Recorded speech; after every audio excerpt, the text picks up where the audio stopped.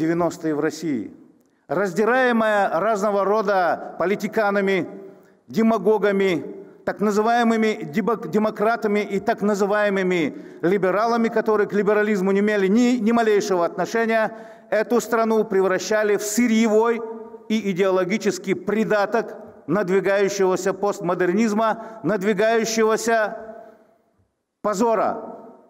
И этот позор должен был призван, оставив на этой земле только избранных, уничтожить всех остальных, потому что та политика, которую они вели тогда, и та политика сатанинская, с которой они идут сегодня, рвутся к нам через украинские земли, это была политика сатанизма, политика вымирания, политика вырождения.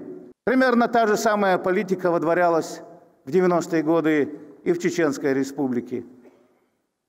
И я, как историк, всегда думал, а вообще как получилось, что обычный богослов, обычный муфтий, я его очень хорошо знал, Адрахим Хаджи не даст мне соврать.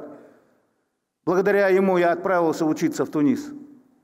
Я удивлялся, как оказалось, что человек смиренный, кроткий, каким был Ахмад Хаджи да Алгазу Кобал Дольцун, как он вдруг преобразился, как он стал совершенно иным человеком, какие огромные стихийные силы пришли к нему, когда он выступил на своем знаменитом заседании парламента Ичкерии, где он низверг все их планы, где он их дезавуировал, где он сорвал с них личину лицемерную.